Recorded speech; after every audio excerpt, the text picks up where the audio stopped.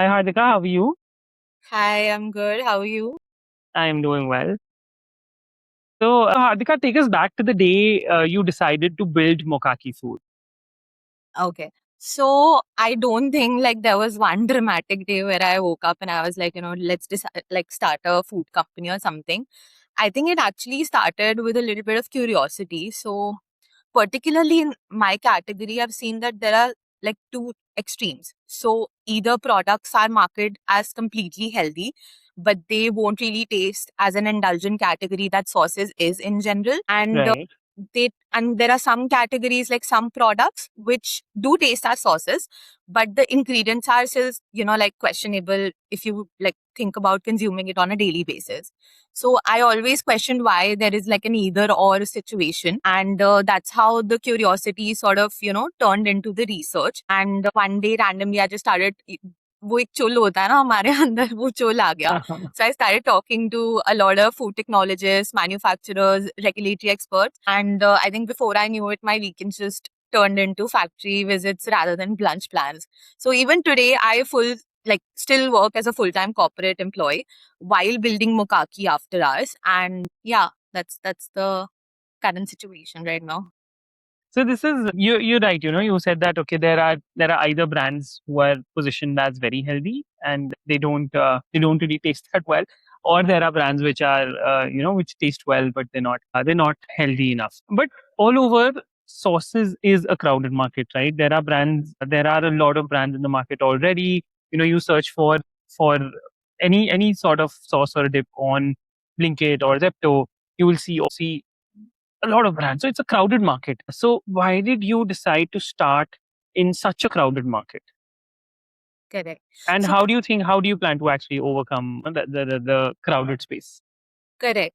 So, people have often asked me this question, and it kind of makes sense also. If you see the category, I feel like it's already very saturated. But one perspective to that is that if a category is already like saturated, it means that the customers have validated the product. So, the opportunity for any new age brand is not to sort of create the demand, it's always to build a better option. So, even when there are some vintage players which are very big in market and have been able to tap not only just the e-commerce part of it but also like physical distribution across all the tiers, I still Right. feel the new age brands are coming up with better options and better niches which those brands have not been able to do as of now. So even Hmm. at Mokaki, our philosophy is very simple: better ingredients without compromising on taste. So if I say we are not trying to reinvent ketchup, for example. We are trying to improve what people are already consuming on a practically daily basis. So, Hmm. for example, one of our SKUs is jaggery ketchup. So, in that, we use jaggery instead of refined sugar and also kind of replacing the ingredients which make sense. So, for example, artificial colors, flavors, palm oil, sugar, as I mentioned, but then we still focus on making the food that people actually crave and also kind of making it shelf stable because we Hmm. understand the fact that we live in a country like India where supply chain obviously is affecting almost all the brands on a daily basis, whether they're new age or vintage. And we also have to understand the stability and shelf life of the product. So we are only sort of replacing or making the product better by improving and replacing the ingredients that actually make sense. So that's what, so I just feel like if customers have accepted protein chips, protein chocolates, beverages, I think sauces deserve that evolution too. So Amazing. crowded markets don't scare us. I feel like they only validate the fact that people already love the category. It's only that there's a gap to sort of, make better options available for them. So, packaged food in general is now, I think, is going through a shift, right? With Food Farmer and with so many people now trustified in these brands now calling out the packaged food brands for what they're actually doing. But even then, there are still a lot of misconceptions in the market There about is. packaged foods. Yeah. So tell me the top misconceptions people have in for packaged food and ingredients what they consume. I think I have to say this that social media in general has made people believe that every ingredient that you cannot pronounce is automatically harmful, and that is not true. Like, I'll tell you what clean label as a term is a myth. There is literally no legal definition of clean label in India. Like, I might not be from the food background, but I have definitely worked with a lot of people who have been, working on this from a scientific perspective since ages. And I have to say that at this point, most of the brands are using it as just a marketing term because the customers on the other side are not aware about what exactly clean label is, right? So I feel like there are ingredients that exist purely for food safety and products like stability, especially in a country like India, like I mentioned, because of the supply chain and all. So Right. what I feel is that customers should not ask why this product has preservatives or, stabilizers. The real question is, why is it here? And is it being used responsibility or not? Because there's already a food regulatory body in India which is saying कि भाई तुम ये use कर लो, but तुम इस limit में use करो, because they understand Right. the impact that it is creating in the product. Because see, Indians के घरों में क्या होता है, आज भी मैं अगर कोई सॉस खरीद रही हूँ, it might not be that I'm using it today only or maybe even one month. पड़ी रहती है, हाँ, करेक्ट. एंड एक और कंसेप्शन होता है कि जब मैं मार्केट में जाती हूँ एंड जब मैं कुछ खरीदती हूँ, तो हमारे मम्मी पापा ने सिखाया है कि पहले घुमा के पढ़ो कि इसकी एक्सपायरी डेट क्या है, ठीक है? Right. और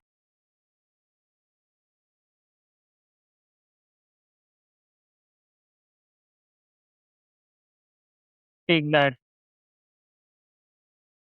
करेक्ट, करेक्ट. आई थिंक वो जो अब जो आता है कि आप लेबल पीछे घुमा के लेबल तो अब हम अब पढ़ने लगे हैं, एक्सपायरी डेट तो अब बचपन से पढ़ते थे. Correct I have a 6-year-old nephew, and he, before eating anything now, he's even with an apple now. He cannot differentiate between, between like packaged food versus fresh food. Even before an apple, he's like, ये expired. it's the right question. I don't have a Right. problem with that question because even I am from that side abhi tak, right? Before being an entrepreneur, I've also Right. been there and I still be there, and that's what I'll teach my kids also. So the problem is not food science, it's the misinformation which is the problem, and certainly that's what social media is conspiring. थोड़ा सा, I wouldn't want to be like a rage bait to people hearing this conversation, but I still feel like Right. as founders we have a responsibility to educate customers instead of like creating a fear कि नहीं ये नहीं होना चाहिए, ये नहीं. Fair. Yeah, that makes a lot of sense. But also, like, there are now, as you said, that people have started reading labels, and whenever they see that, okay, there's something which cannot be pronounced, or there's something which is, which looks anything apart from, your normal fruits and veggies and all of that, people start thinking that, okay, and I do that too. Even with my protein bars and all, like I go with Whole Truth because they say that there's nothing else in it. I'll tell There's you just what, dates. sorry to cut you in, but Mhm. even when you mention protein, Right. it's become such a crazy wave Hmm. across the world. But the fun fact is that people who are consuming protein packed foods like packaged products, Right. they're so in their bubble about the fact that कि ठीक है, इसमें मेरे को एक serving में 20 gram protein मिल रहा है, 25 ग्राम प्रोटीन मिल रहा है, but because that's the USP of the product, they don't question. Right. But once you start consuming, like, for example, there are few new age brands in sauces which are doing like completely clean label products. But Right. to be very honest, in India, and this I'm speaking from the manufacturer's perspective, there is no such thing as clean label. Even the minute of like ingredients like vinegar, protein powders that you're using, they are also processed. So if something is processed, that means that it is not clean label. So if your core ingredient itself is not clean label, then there is no point consuming. And this is something, let me tell you as a fact, that even today, there are so many brands who are getting bashed left, right, and center from the regulatory bodies because of these claims. Right. So Correct. that's the reality from the manufacturer's perspective. So before buying a product, right, what should a consumer check? So definitely the back of the bottle definitely tells you the truth. The front is only for the marketing and branding perspective. So just like ignore the front pack for a minute and turn the bottle around. Like, as you said, read the ingredient list. Ingredients are always listed in descending order by quantity. So think from a perspective कि अगर आपके starting के ingredients don't align with what you're looking for, so you have your answer right there. Right. Also, just don't buy products because people are saying it's healthy and people are saying that there is no unhealthy stuff or not or unorganic stuff in this. Buy Right. products once you understand what's inside them and what impact is it creating for your product. That's what always has been my priority. Fair. Fair. Use your Yeah. brain a little as well. So Yeah. what I usually do is when I'm buying something new these days, I send a picture to for the ingredients to one of the AI Correct. chatbots, and then I get some verdicts from them. Do you think that's the right strategy, or do you think that's I being think that's fair. I think that's right? what I also do. So it's fair. So, Hardik, you're working full time somewhere, and you're Correct. building your own brand. What has been the hardest problem to solve since you started? Okay. Okay. So it's roughly been 9 to 10 months since I've been working on the brand and the product. Right. And initially, I thought that developing the recipe would be the hardest part, but turns out it wasn't. The hardest part has been learning that food itself is an entire ecosystem. Like, it's not just the core recipe, but also the fact whatever packaging material that you're using, whatever shelf life conditions of the product, how it is getting manufactured, what are the hygiene parameters that are being taken in the manufacturing, how is it being handled logistically, everything comes down and this affects your product. So it's not just कि मैंने एक product बना दिया है, एक SOP बना दिया है, across all the time that I'm working on my brand has to be followed. Every production run that you're doing, your product's credibility lies in the hands of people who are making it, packaging it, and doing an end mile delivery to the customer. So even if I say that there is not any YouTube tutorial or chat GPT that can tell you how that they can tell you how to build a brand from scratch, but they Right. will never be able to master the nitty-gritties until you as a founder go Hmm. into the ground and get yourself into the execution. Right. And even for me, I've spoken to almost a lot of manufacturers and changed packaging multiple times and learned through trial and error. But that's the reason why I'm also documenting my journey on Instagram Right. so that the next founder has it probably easy or knows that, okay, this is the person to reach out. So, hi. So, building a food problem is not a problem. It's literally 100 problems every single day as a founder that you have to face. And I think you'll also agree to that. Absolutely, absolutely. I think any being a founder itself means that every day in the morning you're bombarded with 100 problems, and you need to prioritize that which problems Yeah. are worth solving today, and then go get them. मतलब मैंने भी सोचा था entrepreneur बनूंगी, founder बनूंगी, social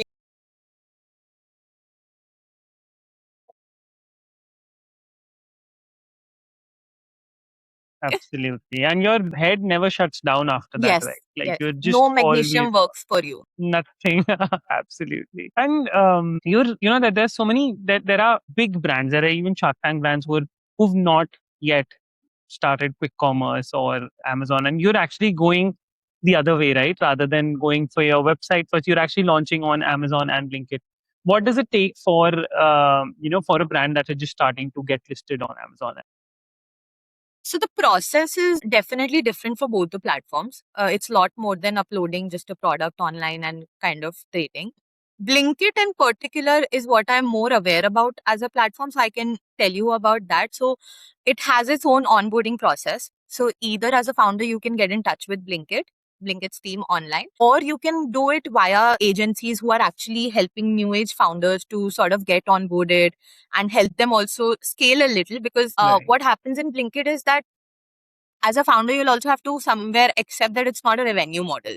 It's only a marketing model for even big brands as of today. Like the Hmm. only way to see that ROI positive is to scale. And that happens in, with a line of 2 to 3 years working with Blinkit.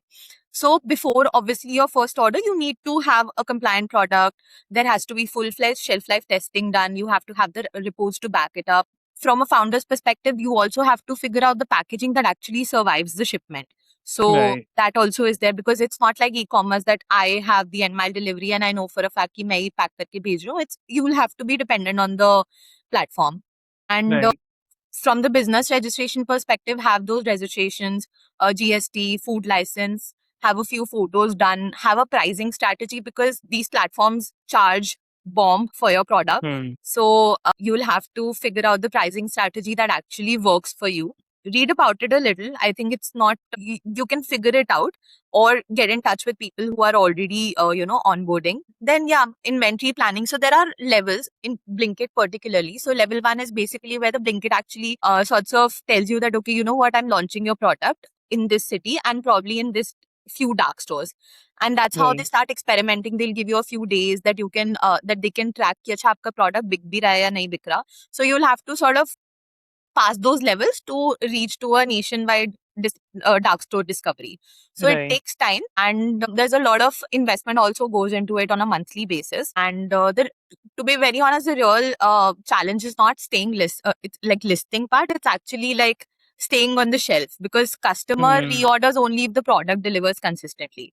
So even though quick commerce has made that discovery easier, but retention always comes down to product quality. And Hmm. that's the hardest part. I feel like all the brands are sort of, trying to, Trying to figure that out. yeah. Right. Makes sense. Makes sense.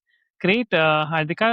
Last question for you. So, if Mokaki succeeds the way you want it in 5 years from now, what does Mokaki Foods look like? So 5 years from now, I just don't want people to sort of recognize us or from our logo or from our brand name. I want people to sort of have it as a default value, like a default choice whenever it comes to consuming sauces on a daily basis. And I also hope we have helped, like make ingredients transparency normal. So if customers start asking more questions about what inside their fruit because of the conversations we've started, I'll feel like that'll be a win in it. But commercially, of course, I'd like to see Mukaki across like online platforms like quick commerce, supermarkets, restaurants, but also like kind of crack the physical distribution part, because मुझे ऐसा लगता है कि food as a category physical distribution crack नहीं होता है तब तक you are not you're not really a household name. That's the conventional thought that I have. But yes, Right. beyond revenue, I wanted to build a trust. And also, as a brand, we want to be like an internet first brand. We want to create a culture that people become a part of the community, and buying the sauces just become a byproduct of it. So once we build that community, once we have that engagement, once we have those people kind of resonating with the brand and the use case and the value that we're bringing, I think automatically that turns into conversion, automatically that turns into, compounding over time. So that's what it is. You're Great. on Okay. you. Yeah, I think my internet just lagged. But great, Hardika. Thank you so much for doing this, and wishing you and Mokaki Foods all the best. Thank you. We hope to see Mokaki Foods Yes. And very hope to soon on taste Amazon also. and Blinkit. And of course, yeah, on retail stores as well. Thank you so much for doing this.